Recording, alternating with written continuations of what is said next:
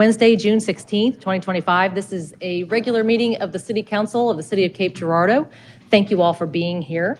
As always, we will begin with our invocation tonight by Pastor Timothy Lee of the Apostolic Promise Church here in Cape Girardeau, and then follow that with our Pledge of Allegiance. So if you all would please rise and join us.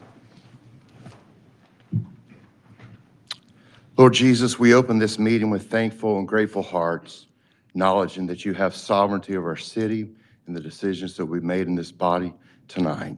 Lord, we ask for your divine favor to rest on our local economy. May you open doors of opportunity and bless businesses and entrepreneurs in our community. Grant them creativity and innovation. Let their efforts lead to prosperity that benefits all citizens. We pray for jobs to be created, for resources to be multiplied, and for financial stability to flourish in every household. Lord, we seek your wisdom for our city council members as they make decisions that impact our community. Fill them with discernment and understanding. Help them to see beyond the immediate to make choices that will lead to long-term growth and revitalization. May they be guided by your Spirit, influenced by your word, seeking the good of all that are working together in unity. We also pray for the future of our city. Ignite a vision within our leaders for what can be achieved. Let them dream big and bold, fostering an environment where families can thrive, neighborhoods can flourish. We ask for strategic plans that will enhance our community, making it a place of hope and opportunity for generations to come. We lift up our city streets, asking for peace to reign in every corner of our city. We pray against violence, division, strife. Instead, let love, understanding, equality, harmony prevail among all residents. May our streets be safe for all. May we come together as a community, supporting one another in kindness and respect. Lord, we thank you for hearing our prayers. We trust in your goodness. We thank you for great leaders who sacrifice time to dream, plan, work together, and believe God for great things in our city. We pray your blessing and your favor tonight in the name of the Lord Jesus Christ. Amen.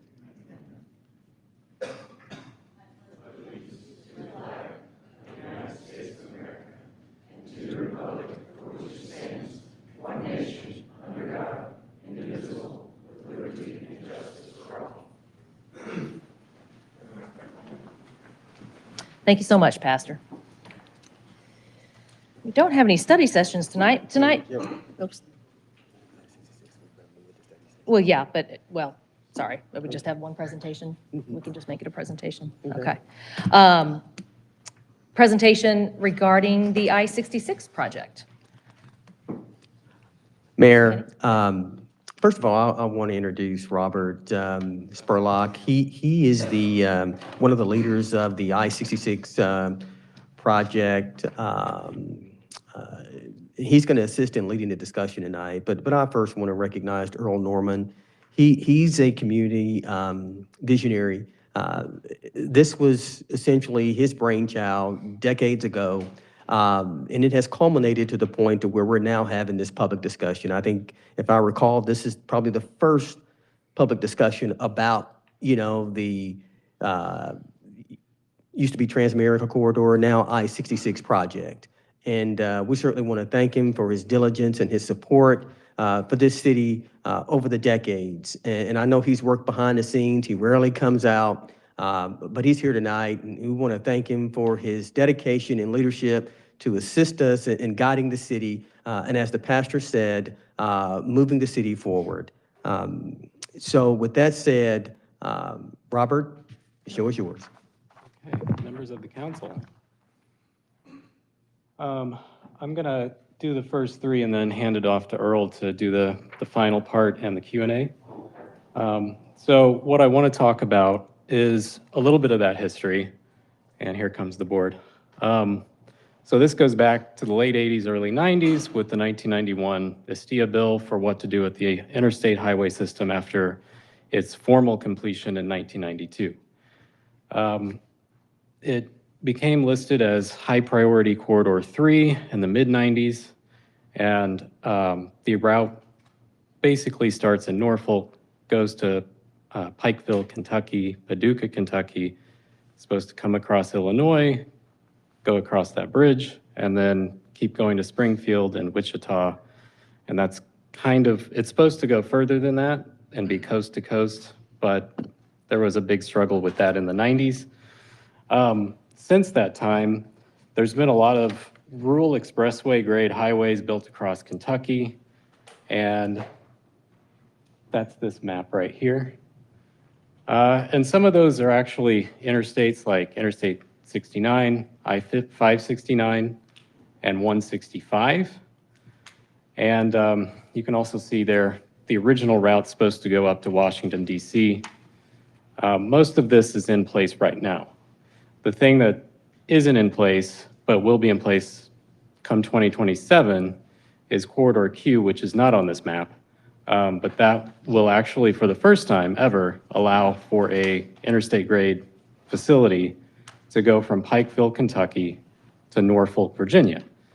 And that will finally allow that traffic to reach Pikeville, come across those expressways to right around Paducah. But what we're missing is the component in Southern Illinois to come across from Metropolis to that bridge, and then what to do on the Missouri side. So I'm going to show you some of the planning in this presentation. Why is this important now, though? One of the big reasons is other corridors that are opening up in competition with the Panama Canal. The biggest one is the Interoceanic Corridor of Mexico, partially funded by China.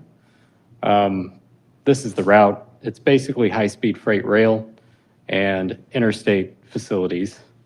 And that probably will, some of it's functioning today, which puts us behind, I believe. But this is our version, right? This has been in the planning for several decades. Norfolk, Virginia, California. And you can see we basically are in the middle between 70 and 40. And there's about 100 miles approximately, give or take, north, south of those two interstate facilities. So how do we get there?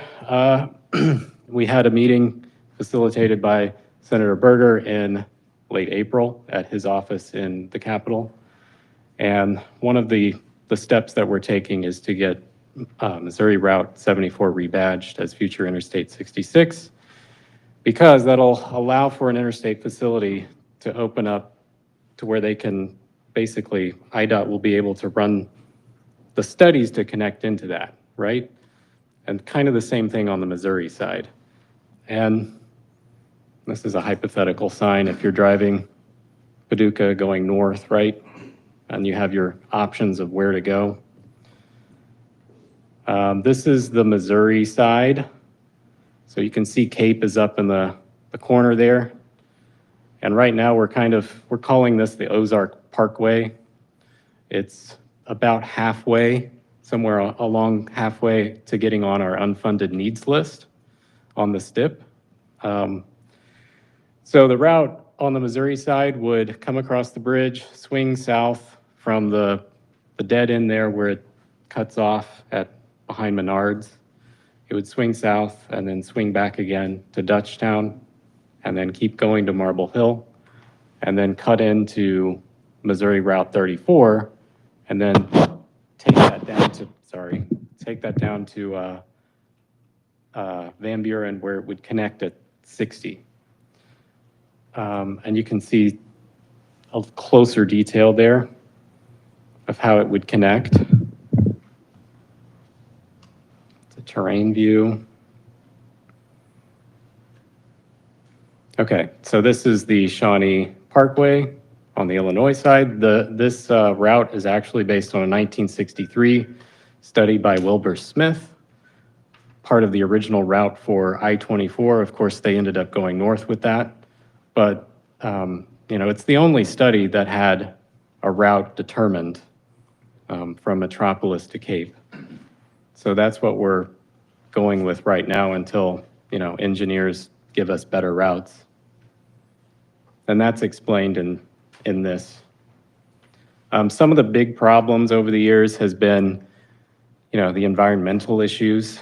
We've as of last week, spoke with the Illinois Environmental Council members on the concept of nature bridges, and they're willing to work with us on putting those into the plan, so that way we can circumnavigate that problem this time. And with that, I'm going to hand it over to Mr. Earl.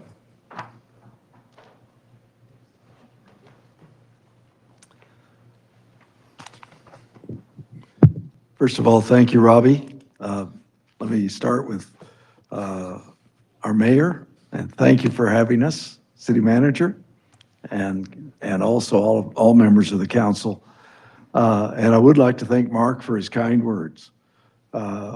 We had an opportunity to address this issue beginning in 1987, and our goal was just a simple road to Paducah, Kentucky.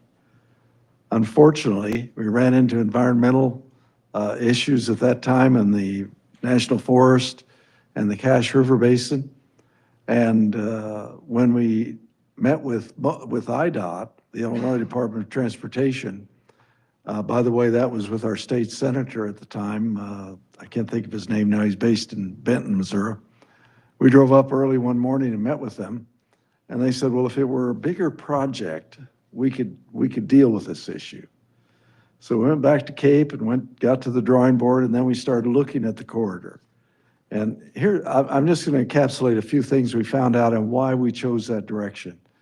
Number one, when the interstate system was designed, and it was designed on the census of 1950. And at that time, only 14 million people lived in the 6 states of California, Nevada, Utah, Colorado, Arizona, and New Mexico. 14 million people. Now there's 80 million nearly. And at that time, they didn't build many real east-west corridors. You had I-10, I-40, I-80, and really that was it. 90 hit the lakes and came down to 80. 70 stops in Utah because it couldn't get through Yosemite and Kings Canyon National Park. And so as a result, our whole economy is based on 3 corridors. When we saw that, we knew they had to have another one. By the way, they were designed for 8% truck traffic, and they now have over 45%. And if you've driven 40 or 70, you know what I'm talking about. So in reality, a light went off and we said, look, maybe this.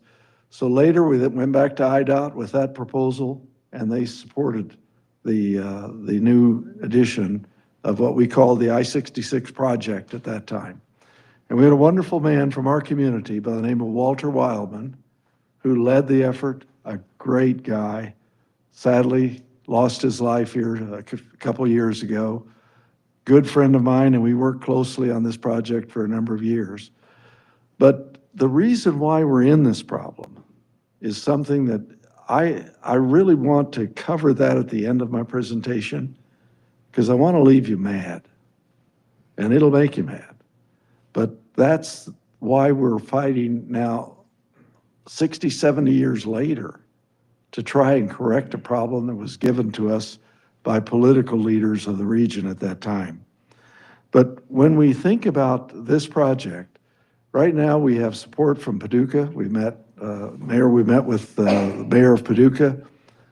We had a recent meeting with him and his staff, along with the floor leader of the Kentucky House. And we understand that at Metropolis now, the floor leader of the Illinois House resides there, so that's right on the corridor. We now have support from the state representatives from Van Buren, from Bowling County, from Cape County, and also our state senators leading the charge. We've never had that before, that unanimity of support that's coming together. And essentially, what we've realized is that you have to have the endorsements of individuals. We already have those endorsements in written form from several of the state legislators. We've got more coming. We're asking that from the city here, and also the opportunity to get this project in place. Robbie mentioned that much of this has been built east of here. And that was because Hal Rogers and Bill Emerson were very close friends, They worked together on this project. I think Hal is the one that came up with the Transamerica Corridor. We always called it I-66, but he says much more than that, and he's right. This is more than a highway. And we'll talk about a couple elements of that that I think will help open your eyes as to the opportunity for Cape Girardeau. Number one, in Virginia, they have I-66 already in place. As many of you have been to Washington know, it comes around the south part of the city and goes toward West Virginia. They did not want to change that designation. We had it going to Norfolk, and the only deep water port that is located on the Atlantic side of this country. That's the one there at Newport News and Hampton Roads. But the DC portion of it, the I-66 there, has the Port of Baltimore. So you're talking about two of the largest ports in the United States that will now be connected because they're going to bring I-66 south toward Pikeville in Kentucky. One we're calling now I-166 will come from Newport News and Hampton Roads area to Pikeville and come together to go then west. So you will have most of the commerce that comes from the European Common Market or the European Union will come through those two ports and will find it a lot easier to come through this corridor than they will going up north. And so as a result, I think the commerce in Cape Girardeau would be incredibly aided by that additional traffic that would be there. Dr. Lonnie Hafner, who ran the transportation program at Washington University in St. Louis, did a study on this corridor, and he showed that there would be 40-some thousand vehicles a day at this time if it were built. Plus, he was able to demonstrate the average per capita income would grow dramatically in this corridor. And over the last 3 or 4 decades, it is the gap is like this. It was almost there, and now it's about like this on a chart. It's amazing how much we've fallen behind in this whole corridor from the Atlantic Ocean to the Pacific Ocean in the corridor that did not have an east-west interstate. It's a major issue for our community and for our nation as a whole. And so we think that is ready to go. We're in the process of doing some things that I think will aid and abet this even more. If we can rebadge the route here, which I think will nail it permanently to Cape Girardeau, then we've got a couple of other things that we know are getting ready to happen. And one of those is the opportunity to take it over to Springfield at Van Buren. We hit US 60, divided 4-lane, and then it would go to Springfield, hit I-44, go down to 40, and go all the way to the West Coast. And that can happen almost immediately. It's one of the things that will allow us to have a coast-to-coast corridor without building it all the way to the West Coast. Now, it needs to be built to the West Coast because if you'll remember during COVID, ships were backed up for miles in LA Long Beach. They couldn't use the port of San Francisco, which is a huge port, because they couldn't get through the Sierras in the wintertime. The only access is I-80, which goes up into Wyoming. It's closed a lot in the wintertime. And so as a result, the nation was almost brought to its knees with the lack of goods that came from the Pacific Rim countries. And so we think we're in the right place at the right time with this project, and it needs the kind of direction that we have with Robbie. I have been so impressed with this young man. Not only has he built a nice business in our community, but he's got energy that I only had when I was about 18. And I know Shad Berner and I have been grabbing his coattails and hanging on, and we're not doing a very good job because we can't keep up with him. But we now have someone in our community that can take this project forward and do the things that we need to have done for the future of Cape Girardeau. Now, you may wonder, why is this important? Well, the thing that caught my attention was the interstate system has changed the economic issues in our country dramatically. If you're not on an east-west, north-south combination corridor, we're in an Amazon economy.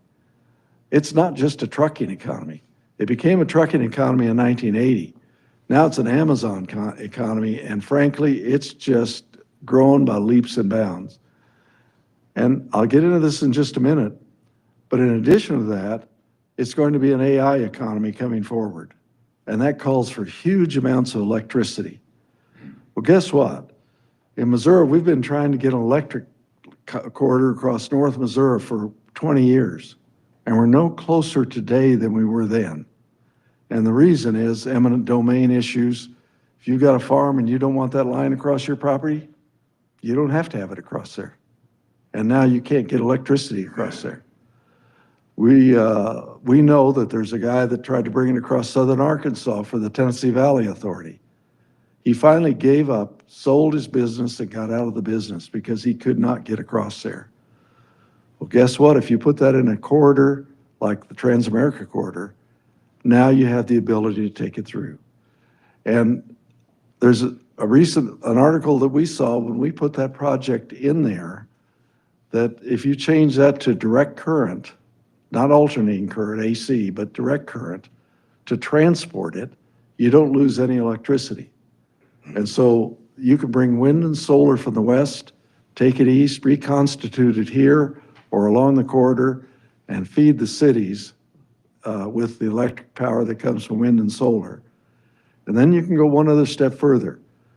You can put peaker plants out in the panhandle of Texas and Oklahoma where you don't have particulate matter issues and it isn't a danger to society. And now you can basically protect your electric grid, which now could be destroyed almost overnight by people who want to harm this country. It's overhead. All you got to do is set a charge, blow up some of the facilities like we have here, and you won't be able to get it back in power for a long time. This would be underground, and it would be protected and would allow that to take place. Excuse me. Going a little bit further, we would like to request of the City Council that they do a couple of things. One is the rebadging effort, which we think is important. But when we started the I-66 Project Incorporated, in 1989, we had a meeting in St. Louis with 50 cities from coast to coast. And it's hard to imagine, but they all flew in there. We had a great meeting, and every one of those cities, including Cape Girardeau, supported it financially. That's how we were able to hire Walt Wildman. He about wore out his Buick going from coast to coast, visiting those cities and working with them. We owe him a huge debt of gratitude in this community for what he performed. And as a result of that, we were able to get it in the federal highway bill as congressional high priority number 3. It's there. And to those people who have said this is a pipe dream, let me tell you a little story. Our city manager alerted us to a fellow by the name of Kurt Green, wasn't it, Kenny? That's correct. Kurt Green from Texarkana, Arkansas. Kurt was a businessman, is a businessman like myself. He made as his project the I-49 project. That's the #1 congressional high priority project. It goes from Kansas City. It actually connects with the highway that goes up into Manitoba, Canada. But from Kansas City to New Orleans. And he, with perseverance, that was #1 on the congressional list of high priorities. You can now go to northern Arkansas and drive all the way to Kansas City on that highway, I-49, which used to be US 71, and it goes all the way down into Arkansas. And then he told us about a little thing that they did in Louisiana. They didn't have matching funds. So they basically bonded one of the state funds. I'm not going to say it publicly because I don't want it out, but one of the state funds, so that they got matching funds to the federal funds. And now they're in the process of constructing I-49 in Louisiana, going all the way to New Orleans.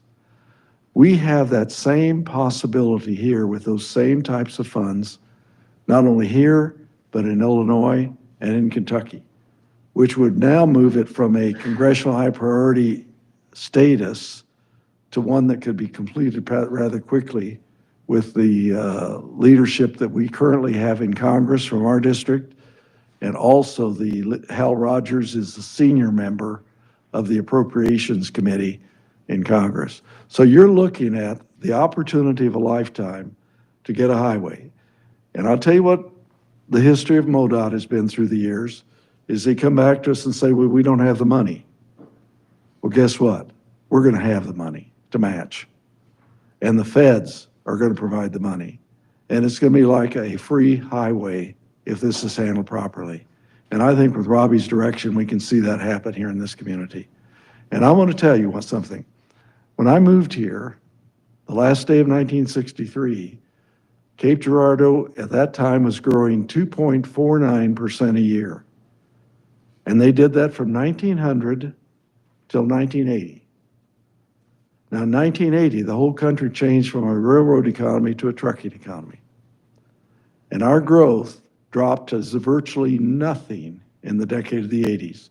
You go to your census figures, Cape Girardeau grew 77 people in 10 years in that decade. Now, it's come back a little bit, but our 45-year average now is 0.5%. 1/5 of the 2.49% that we grew for 80 years in this community. Now, if you think about that a little bit, every one of our businesses in this community, every one of our institutions has suffered as a result of that. And now we have an opportunity to turn that around. And I'll give you an example. When in 1980, Jonesboro, Arkansas was 4,000 people fewer than Cape Girardeau. And now they're more than double our size. Columbia was just a few thousand more than us. They're almost triple our size. Springfield's 4 or 5 times our size. And that is what has happened to us as a result of a decision that was made by 4 governors in September 17th, 1963. They met with John F. Kennedy, and he signed away I-24, which was supposed to come from Paducah to Cape Girardeau. And as a result, we lost that opportunity to continue to grow and develop as a city and a community. And I've got a picture of him proudly, JFK signing the document. But John Dalton from Kennett was the governor of Missouri at that time, and he wanted a bridge at Caruthersville and a highway that would go to his city of Kennett, which became 412. Tennessee, Democrat, they were all Democrats at that time, and I'm not political in any way. I'm just telling you that's why they were able to get together. The Democratic governor of Tennessee, Frank Clement, wanted a bridge at Caruthersville so he could go to his state and have I-155. Kentucky had reasons why they wanted it, and Illinois wanted to take I-24 and run it up toward Marion. And this was the only Republican island in that whole sea. And guess what? They didn't feel bad about going up there and getting that signed over. But that's only half the story. Kennedy was assassinated 2 months later. They all got together and went back to Washington the next year and got LBJ to re-sign that document. That's how bad they wanted to take it away from our community. And that's why I want you mad. Because I sat here, I've run a business for a number of years. I've invested back in our community with property purchases and development. We developed 630 Corporation with a number of local business people in our community. And we had our legs cut out from under us. And that's the only time that I know of that type of thing has happened with the interstate system. And so as a result of that, we've got the opportunity now to correct it. And it's time for our city to step up to the plate and do that. Now, you did that with contributions early on, but now we're going to need to reconstitute the board. We're going to need to pay Robbie for leadership, and he's doing a great job. And so we're going to need to have some assessments of the different cities along the corridor, and we're going to be coming to you and asking you for that. I'm about out of breath, so if you got any questions, I'll be glad to answer them, and Robbie can join me here with that.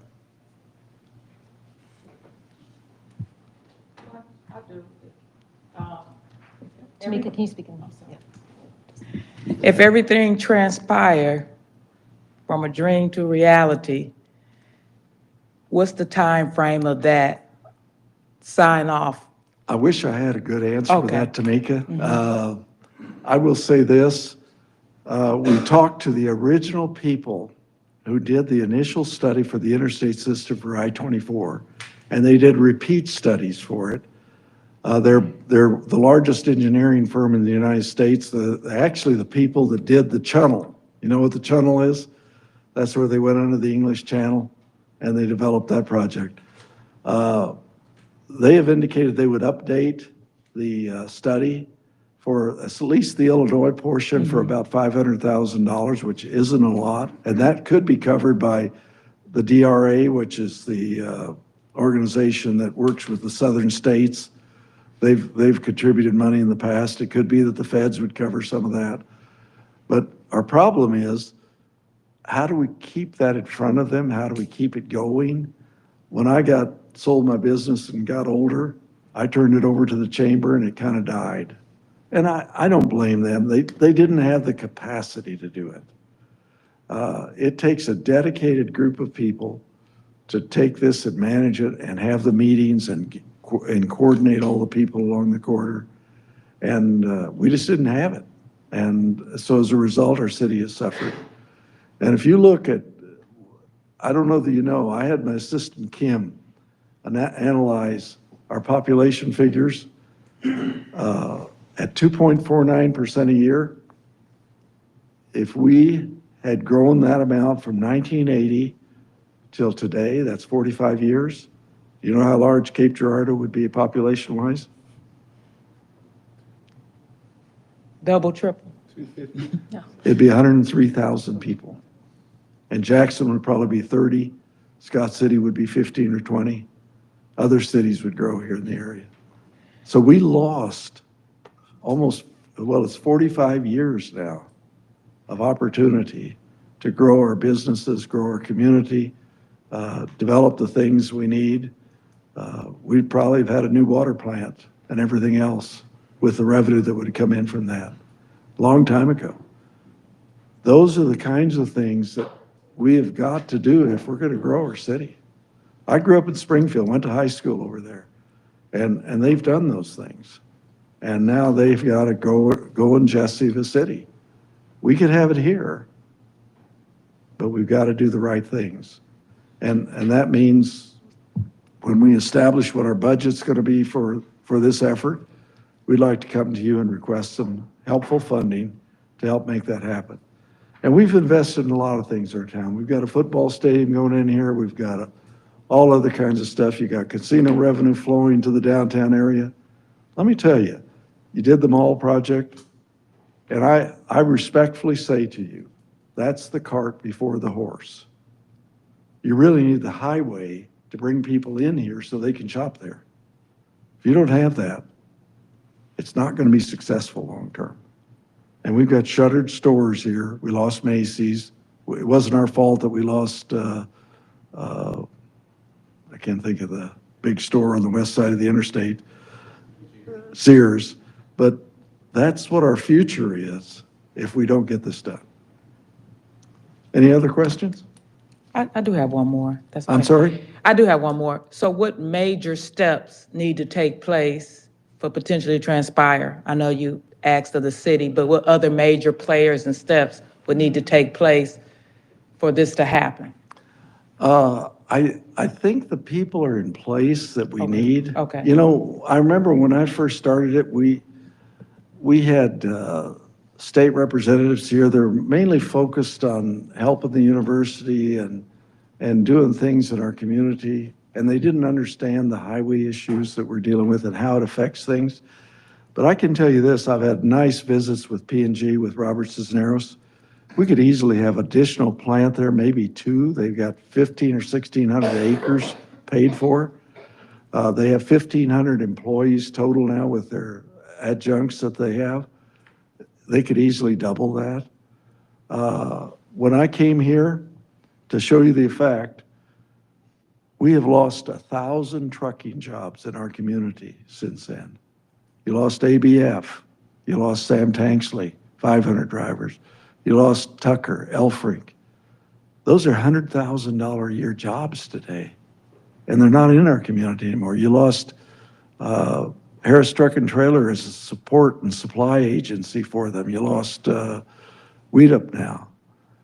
I just think we've got to be honest with ourselves. If we're going to be successful as a city, we've got to reinvest in the things that are missing. And if you talk to P&G, you know what the road west saves them? It cuts 60 miles off the trip west. 30 miles south, 30 miles back north. They can't get trucks to come in here there's no load here because we haven't grown. So as a result, they're going to deadhead in here and then take a load out. That increases their cost. If you're looking at, I used to own a trucking company. I had a dozen tractors and 20 trailers. Best day of my life was when I sold that sucker. But I want to tell you, it's close to $4 a mile for every truck that comes in and out of P&G. Now you want to go east? It takes you an extra hour to get to Paducah over what it would with this road. You have any idea what that costs? I mean, it's huge. And you just can't continue to have that discrepancy and hope that people will locate here, because they will not do it. They look at what their costs are going to be that they can't do anything about, and that's one of them. And I tell you right now, we're very fortunate to have Robert Cisneros staying here in our community, running one of our major businesses, and he's got great connections with the Cincinnati folks. When we started this project, we had Robert Empey as a plant manager. He got us the lobbying group that they use in DC. That's what helped us get it into the federal highway bill. They're a great company. If you go through Cape County, I don't know how many millionaires there are out there, but a whole bunch of them worked for P&G, and they came out of high school to do it. And I can't give you anything but respect for that organization as to what they've done, but we got to help them if we're going to get more here. And right now, Mahoopany, Pennsylvania, which is one of their plants, it's just outside of Philadelphia. They ship most of the goods into the Dayton distribution center for P&G, and that's because we can't get our goods up there. We got that extra hour to get across from Paducah. That could come to us right away. Thank you. Yes. Anyone else? Yeah, I'll just share as a way to talk about this a little bit. I'll share my experience in driving here today, this afternoon. I live in the southwest part, the corner of the city, and I often take Highway 74 to get to downtown, a road that often floods, by the way. Yes. But there was traffic came to a standstill right at the I-55 intersection there because a very large tractor trailer was coming off of I-55 northbound, getting off at the 93 exit, and trying to turn west onto Highway 74. Yeah. And could not do it. They got kind of jackknifed and trying to turn. They just didn't have the space to make that turn, and eventually ended up giving that up and heading north on that little service road. But in the meantime, I counted 6 capital sand semi-trucks waiting on the off-ramp just to get onto 74. I don't know where they were headed, presumably to the quarry or something. But I was looking at a lot of a lot of the trucks, you know, the infrastructure that you've been talking about, and it was all ground to a halt because that intersection is, I would venture, one of the very worst on an interstate that I have ever seen.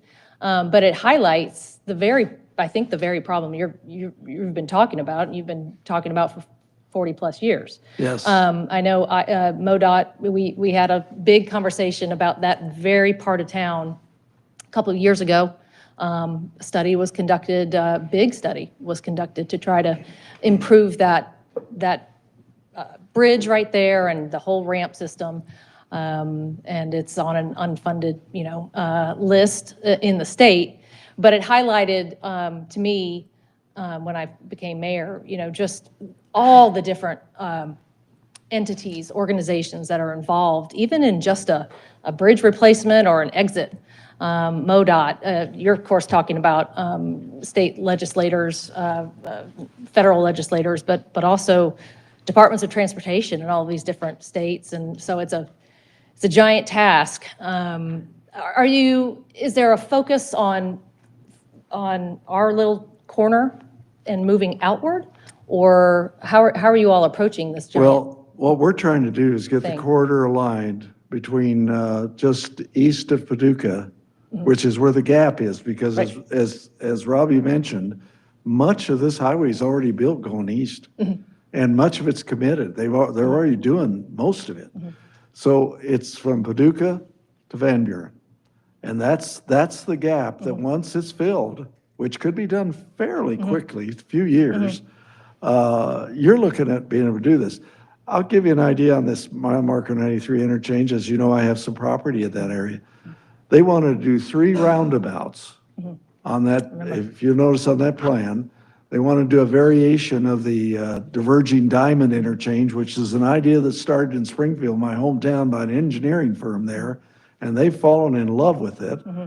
And to be honest with you, that's the worst interchange in the state of Missouri. It's a disaster.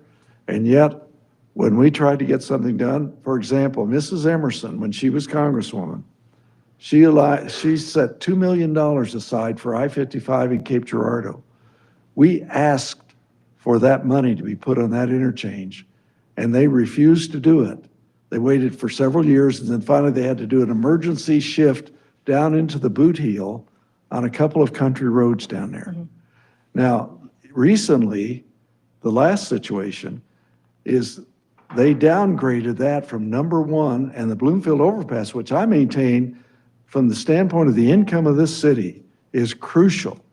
We ought to be 4-laning that overpass from at least Silver Springs to about the creek on the west side, because that's our big commercial area. That's where all of our money comes from in the city.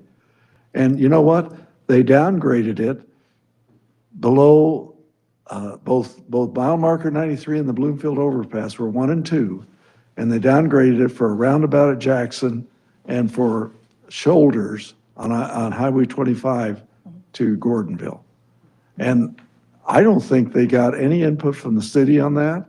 I don't know, but all I can say is if you can't figure out that interchange needs to be replaced. Now in the interim, they've put a new interchange down at Sykeston, 2 actually.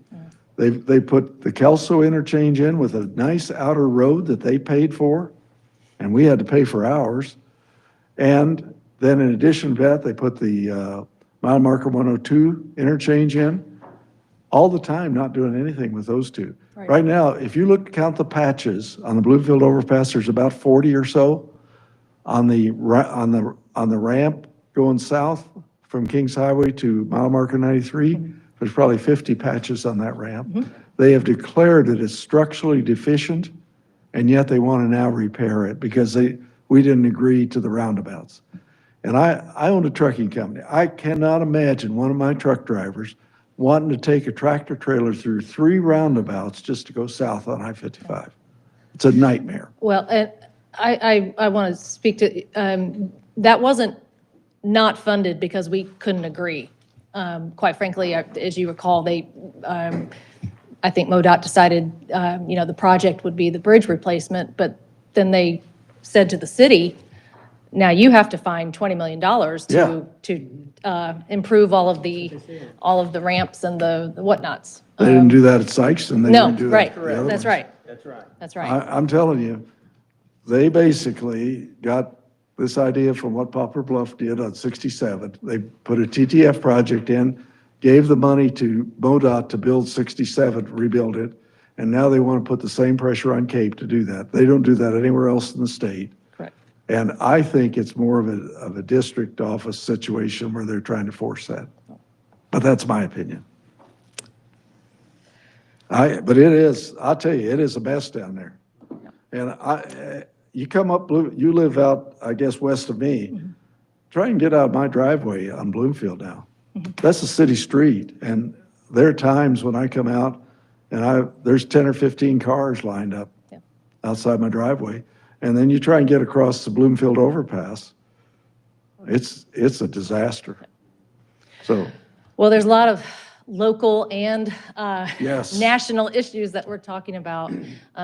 Thank you all. If there aren't any more other questions, thank you all for starting Thank this you very much. conversation I at the local appreciate it. level. Mr. Norman, I just want to thank you for your time, your tenacity.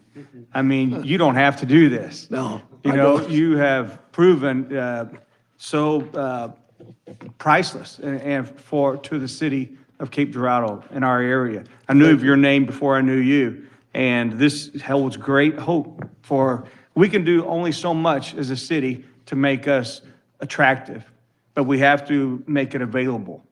And this is right in line with what we need to do. Can I leave each of you a copy of this picture of President Kennedy signing this thing? I want to Sure. leave you. Yes, sir. This comes off, I guess. Well, thank you very much for the time tonight, and this is an ongoing conversation, obviously. Thank you. We'll talk more. Yep. Okay. Thank you. All right, council, are there any communications or reports? All right. Hearing none then, we'll move into items for discussion. First, is there anyone in the audience wishing to appear as an advisory board applicant tonight? No? All right. Seeing none, we will have the report from the Planning and Zoning Commission. And Mr. Blank, you have two assistants with you. Are they coming up to? No, Mayor, No, I am that's too already in trouble because I told them that this would be a short meeting and Okay. then we would do All right. dinner afterwards. So, Sorry. yeah. Thank you, Mr. Cantrell. All right, summary of the June 11th, 2025 Planning and Zoning Commission meeting. We had 4 items. The first of these was 2505 Veterans Memorial Drive sign exception. This is the AC's convenience store, the Phillips 66 high-rise sign that you see there that faces Interstate 55. They're wanting to do additional signage on there to increase that area. The recommendation is approval, subject to the following condition: that the maximum area of the other freestanding sign located on the southeast corner of the property shall be reduced by 20.3 square feet, and the maximum wall sign area be reduced by 45.7 square feet. Recommendation is 5 in favor, 0 in opposition. Second of these was Park West Hospitality Center, number 4 subdivision record plat. This is the property that was the former Auburn Place Hotel, and this takes the one lot that the hotel sat on and subdivides it into 3 lots right there. Recommendation is approval, subject to staff's comments being successfully addressed. 5 in favor, 0 in opposition. Third up is Park West Hospitality, number 4 subdivision record plot. This is basically a cleanup of the existing property, like where Panera is, where Popeyes is and all that. When they were looking at the Auburn Place property, they looked at this property and said, hey, we need to clean this up a little bit too. So this creates 5 new lots, but they're not new to us, on the southwest corner of William Street and South Mount Auburn Road. Recommended approval, 5 in favor, 0 in opposition, subject to staff's comments being successfully addressed. And last is Starview Groves record plat. These are 2 lots taking 1 lot to create 2 new lots on the backside of the property that I refer to as the old drive-in, but that dates me. So it's the Starview property that they're doing the low-income housing in that area right there. Again, 1 lot to 2 lot. Recommendation is approval, 5 in favor, 0 in opposition, subject to staff's comments being successfully addressed. Happy to answer any questions. All right. Thank you very much. Looks Mr. like I'm Blank. off to dinner. Thank you, girls. Thank you all. You guys can leave now. All right, next we'll have the consent agenda review. Dr. Haskin. Mayor, thank you. Council, we added a demolition contract with Strock Excavating. The idea is for him to move forward in demoing property located at 4221 John E. Godwin Memorial Drive. Mayor, that concludes the review. All right, thank you. We'll move into regular session. This is the call to order and begin with the roll call vote. Ms. Conrad. Mr. Bliss? Here. Mr. Cantrell? Here. Mr. Johnson? Here. Mayor Kinder? Here? Mr. Preston? Here. Ms. Randall? Here. Mr. Thomas? Here. Thank you. Council, we have an agenda. Is there a motion to approve? So moved. Second. Thank you. Any discussion? All in favor then of the agenda, please say aye. Aye. Aye. Anyone opposed? Agenda carries. We do have one public hearing tonight. I will open that public hearing to consider a request for a special use permit for the purposes of placing, using, and maintaining a shipping container at 24 South Minnesota Avenue. Is there anyone in the audience who wishes to speak to this public hearing? No? All right, seeing none, I will close that public hearing, and we will have the consent agenda. Mr. Young. Bill 2561, an ordinance amending Chapter 30 of the Code of Ordinances of the City of Cape Girardeau, Missouri by changing the zoning of property located at 524 North Silver Springs Road in the city and county of Cape Girardeau, Missouri from R4 to NC. Bill 2561, an ordinance amending Chapter 30 of the Code of Ordinances of the City of Cape Girardeau, Missouri by changing the zoning of property located at 524 North Silver Springs Road in the city and county of Cape Girardeau, Missouri from R4 to NC. Bill 2562, an ordinance amending Chapter 30 of the Code of Ordinances of the City of Cape Girardeau, Missouri by changing the zoning of property located at 215 North Weston Boulevard in the city and county of Cape Girardeau, Missouri from R3 to NC. Bill 2562, an ordinance amending Chapter 30 of the Code of Ordinances of the City of Cape Girardeau, Missouri by changing the zoning of property located at 215 North Weston Boulevard in the city and county of Cape Girardeau, Missouri from R3 to NC. Bill 2563, an ordinance granting a special use permit to Elizabeth and Craig Thomas for the purposes of constructing, maintaining, and operating an art school and studio on property located at 215 North Weston Boulevard in the city of Cape Girardeau, Missouri. Bill 2563, an ordinance granting a special use permit to Elizabeth and Craig Thomas for the purposes of constructing, maintaining, and operating an art school and studio on property located at 215 North Weston Boulevard in the city of Cape Girardeau, Missouri.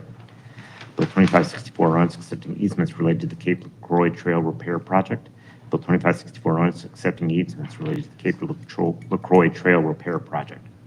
Bill 2565, an ordinance adopting the annual operating budget for the city of Cape Girardeau, Missouri for the fiscal year beginning July 1, 2025. Bill 2565, an ordinance adopting the annual operating budget for the city of Cape Girardeau, Missouri for the fiscal year beginning July 1, 2025. Bill 2566, an ordinance establishing utility rates for the city of Cape Girardeau, Missouri by amending Chapter 29 relating to sewer and water rates. Bill 2566, an ordinance establishing utility rates for the city of Cape Girardeau, Missouri by amending Chapter 29 relating to sewer and water rates. Bill 2568, a resolution authorizing the city manager to execute a demolition contract with Strack Excavating LLC for the demolition of a building located at 4221 John E. Godwin Jr. Memorial Drive in the city of Cape Girardeau, Missouri. All right, thank you, Mr. Young. Council, is there a motion to approve the consent agenda? So moved. Second. Any further discussion? Hearing none, then all in favor of the consent agenda, please say aye. Aye. Anyone opposed? That agenda carries. There were no items removed from the consent agenda tonight. We have several new ordinances to discuss. As always, we will have a presentation by a staff member, and then if members of the audience wish to comment, they may do so for up to 3 minutes. First, we have Bill 2569, an ordinance granting a special use permit to Big River Communications Circle Fiber for the purposes of placing, using, and maintaining a shipping container on property located at 24 South Minnesota Avenue in the city of Cape Girardeau, Missouri. This is the first reading. Mr. Shrimplin, there he is.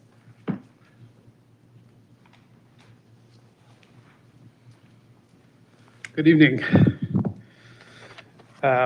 Big River Communications, they've been doing some major infrastructure projects. They need some additional enclosed storage. So they need a shipping container for more than a year. Under the code, as an accessory use, any property can have a shipping container for up to 12 consecutive months. Beyond that, then they have to have a special use permit. Big River anticipates they're going to need it for longer than the 12 months, so they went ahead and applied for the permit. This will be located within their storage yard, which is already enclosed and secure. Thank you. Is there anyone in the audience wishing to comment on this? No? All right, seeing none. Council, is there a motion to approve Bill 2569? So moved. Second. Thank you. Any further discussion? All right, hearing none then. All in favor of Bill 2569, please say aye. Aye. Anyone opposed? That motion carries. Next is Bill 2570, an ordinance approving the record plat of Stephen Roberts' second subdivision. This is the first reading. Mr. Trimple. This is a property on Kings Highway. It's got a building in the front, which is, I believe, occupied by a title loan company. And then there's a warehouse building in the back. I believe the owner wants to split those up in order to sell one of the two lots. And as part of the plat, they're establishing a new ingress egress easement. Okay. Thank you. Anyone in the audience wishing to comment? All right, seeing none. Council, is there a motion to approve Bill 2570? Second. Thank you. Any further discussion? All right, all in favor of Bill 2570, please say aye. Aye. Anyone opposed? That motion carries.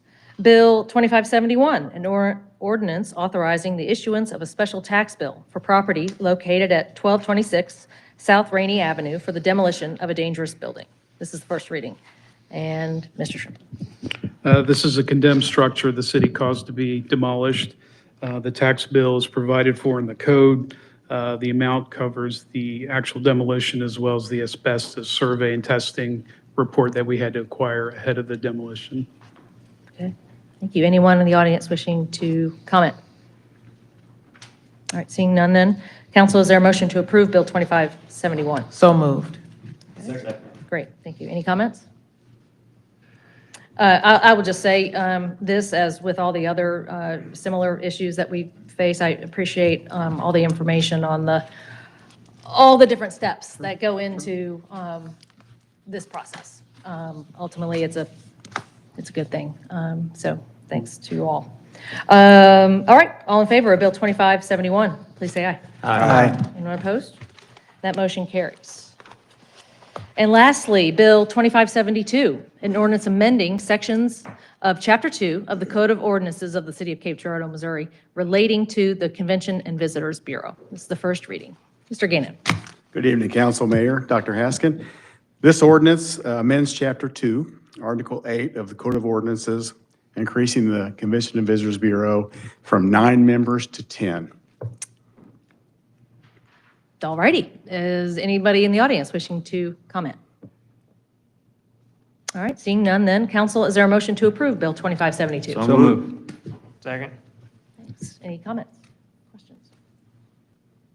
Mayor, I think we want to go ahead and, Doug, take a deeper dive in terms of why the request to include one additional. And I believe, if I'm correct, that is a request for a restaurant tour. That's correct? So the board is made up of currently 9 individuals. We have representation from Old Town Cape, Chamber, the hotels, motels, and then the restaurants. And we currently have 2 representatives from the hotel industry, and we have 1 restaurant owner operator within the city limits. So we're going to add 1 more restaurant owner operator, which will give equal representation on the board in the hotel industry and the restaurant industry, which is extremely important because that's the major mechanism for funding tourism in the city of Cape. So we feel that having equal representation from those 2 areas on the board will be really advantageous for the work the board's doing. Thank you. Any other questions, comments? I'd just like to say I met with Ms. Brenda Newborn today. I jumped on the opportunity to be liaison between the council and the CVB because I love to see the way things work. And the addition of this one person is imperative because their department, who's really in charge of bringing people to Cape, is made up of 3 people. So the advisory board is a working board. And the amount of experience that I think the member that will be joining the board is insurmountable. So I really support this a great deal. Thank you. This is a very engaged board that's doing really good work. And everybody on the board has a real active interest in improving and growing tourism in Cape Girardeau. And Brenda's done a really great job working with the boards. We have subcommittees that we formed and have regular meetings. So it's really gone well. And I feel like having a person, an additional person that owns or operates a restaurant is going to be real important for us. Thank you. Any further questions? All right, then, council, is there, all those in favor of Bill 2572, please say aye. Aye. Anyone opposed? That motion carries. Thank you, Mr. Gannon. We had a number of appointments to make tonight. The council has voted first, 3 spots to the advisory board of the Convention Visitors Bureau. Those applicants selected are Lyle Randolph, Carl Ritter, and Nate Savarino. Is there a motion to accept those 3? So moved. Second. Thank you. Any further discussion? All in favor then of those 3, please say aye. Aye. Point of clarification, so does this mean now that we've added an additional, once we go through the next Yes. reading? It has on to the be board, second we'll be and third adding readings. another, we'll be adding another, okay, perfect. Correct. Yeah, we have not acted on that Yeah, that that's bill not that we fully just, executed, yeah. correct. Did we, yeah, okay, motion carries. Thank you. Congratulations.